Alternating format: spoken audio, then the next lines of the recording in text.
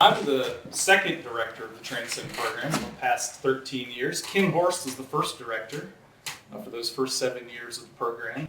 And Sarah Ellen was also very instrumental in the beginning of tranSend. And so I've asked them to tell the story of how tranSend began as a program. So I have some questions that I'm going to ask you, and you can share your side of the story, and I may ask you some follow-up questions as we go. But thanks for joining us to help us fill in the story a bit to where we are now. Sarah Ellen, we'll begin with you.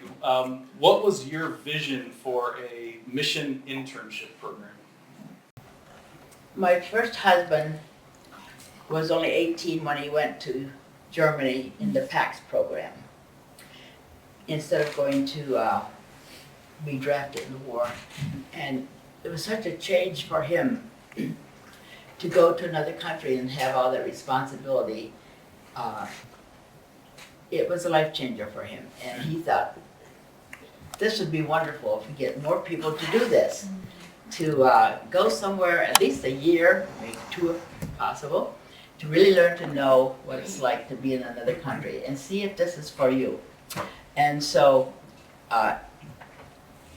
he wanted to, we sold our farm, or he wanted to put it on the market to sell, and to use it to give to Mennonite Foundation or someone in hopes that they could start some kind of a program that would, young people, well, wouldn't have to, he even said it wouldn't have to be young people, it could be anybody interested in going, testing the waters.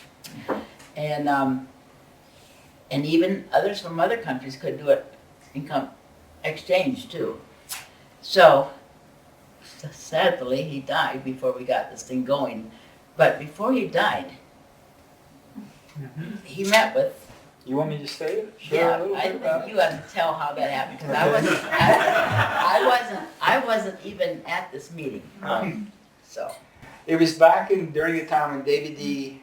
Yoder was president, and he knew Bob, and put together a time in eastern Pennsylvania with Willard Eberle and myself. We went, had lunch with him, and he shared what Sarah Ellen is saying, that my life was so changed through PAX, and God has blessed me financially, and I'd like to make it possible that others can experience this as well.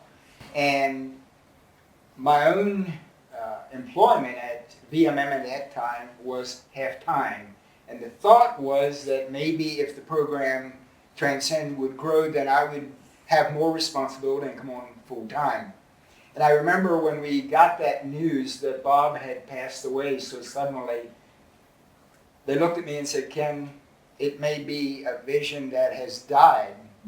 And then Sarah Ellen, I'm not exactly sure how that happened, whether you piped up or whether we shared with you. I'm not sure either, but I remember David Yoder came, was with you, I don't know, and start talking about this, and Lauren Horst, I think, was involved too. Yeah. And so, yeah, that's so long ago. And in the meantime, the farm got sold and was put into an endowment, or something, quasi-endowment. And so I would get to live on the proceeds with the interest or whatever it was, they had invested it, so the Mennonite Foundation did. And it was because of that I was able to support tranSend. Being that I lived in Pennsylvania, I thought, well, it's time for me to retire, and I want to go to Virginia so I can keep my eye on this thing. Well, it's hard to meet with the classes, and I didn't really meet with any of those people in the first several years because I lived in Pennsylvania. So now I get to meet them. Another thing, the interest wasn't immediately available, and to your credit, you gave money right up front to get the first people sent. Yeah, I think out of my own. My husband was a very successful businessman, and he supported me well and left me with a lot of stuff, so I was able to get it started. Yeah, well, thank you for sharing that. It's a wonderful story of multiplication from one person who had this powerful experience in Germany in the PAX program, and now 130 people have had this experience because of this vision that you had and that VMMissions resonated with. And now one of those people is my son, who's an 18-year-old Yes. getting ready to serve overseas. And so, Well, you know, this, when Bob went to PAX, he was just 18 years old, and he had hardly ever been, I guess he was out of Pennsylvania, maybe a little bit out of, but he had never been overseas like that. He ended up being the last PAX director in Harrisonburg.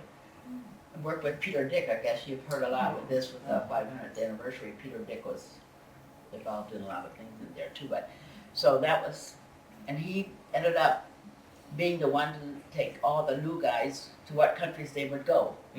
Sort of like he did, from the first humble beginning to doing all this. yeah.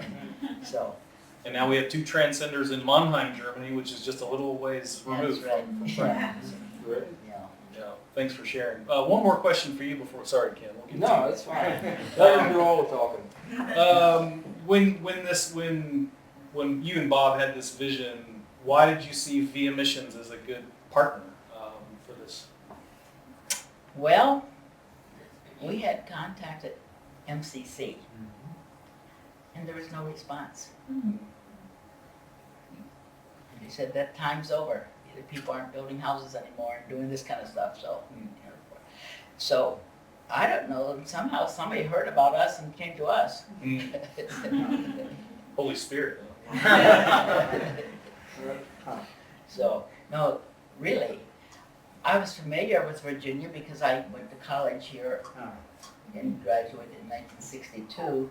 And so I loved the valley, and I knew it was always where I wanted to retire to.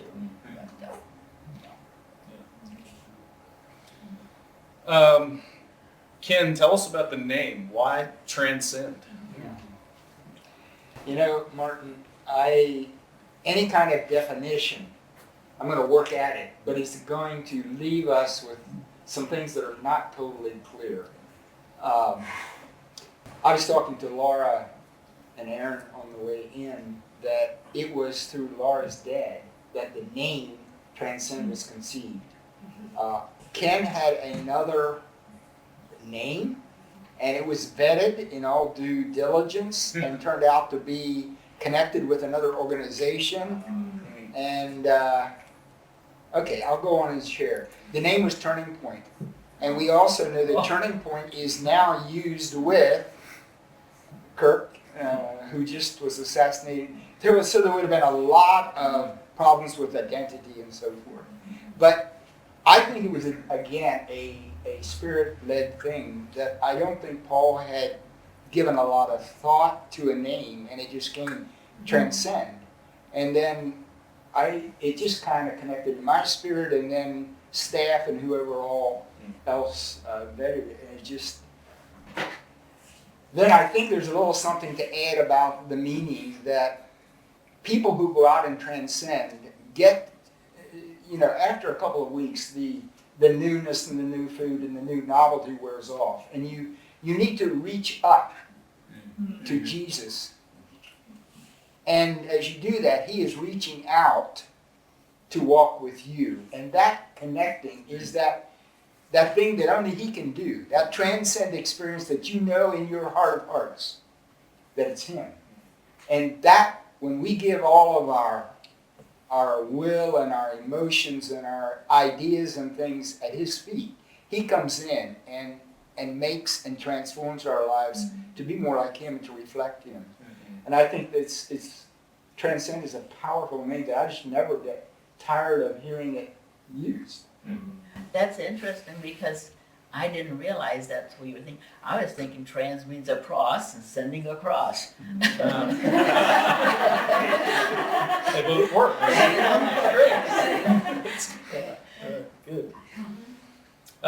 We've talked about a little bit from Sarah Ellen about how she imagined VMMissions being a good partner for a mission internship program. How did you envision this kind of program aligning with VMMissions' strategic priorities in making disciples? Right.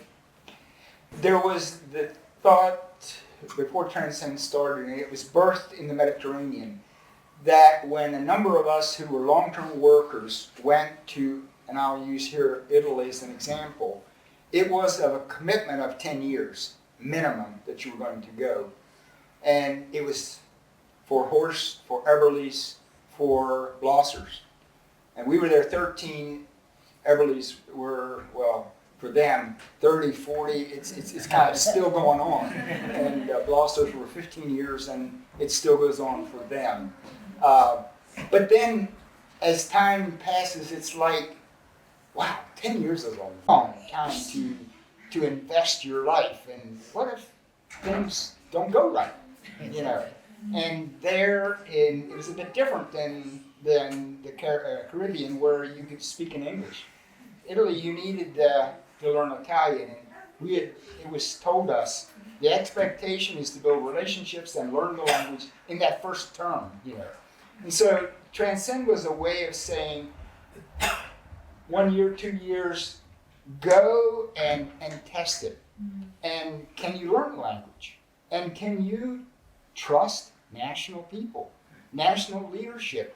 The way they decide just is probably different than the way it's decided in the States. And could you go from 8, 10 years? And so tranSend became that. Some people have used the word internship, but it can be that or beginning of God confirming in your life, yes, the call that I think I heard is confirmed, and I want to go on.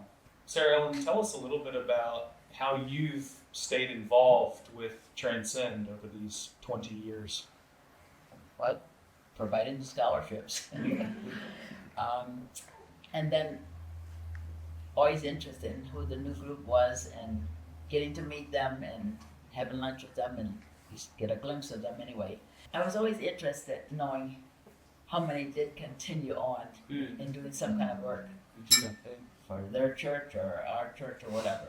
So, it's a good prompt for some of you to share later. Tell us how you've continued, how tranSend set you up to continue your ministry life wherever you've ended up in this world. So, yeah, thank you for sharing with them. Ken, tell me a little bit about the fruit you saw in the lives of tranSenders who were sent as you coached them, as you walked with them, as they returned. What's some of the fruit that you've seen? I've seen people exercise faith because even though they had a grant, and some of them are young, it's like to trust to give thousands of dollars to your support. It means I believe that God, you know, it's going to happen, and so it's kind of a risk, and it's a step of faith, and then to see how from unknown sources God comes through, and that is I've seen faith grow in them, getting into the against that the newness wearing off and being tried and see. I need to ask prayer and then see God give an answer that is maybe something that was not pictured or imagined before you went or even arrived in the situation. That God comes through. He's faithful. He's up when He calls us. He'll continue to walk with us. Mm-hmm. Yeah, thank you. And what about your own life? How has it personally impacted you? The way I've been blessed is just seeing the faith grow in other people, and my life has been so enriched by being with transgender people and seeing this maturing going on in their life. I'm like, well, God, if you couldn't do it then, maybe you can do it too. So it's fruit that says God's alive. He's up to something, and I want to be engaged with it.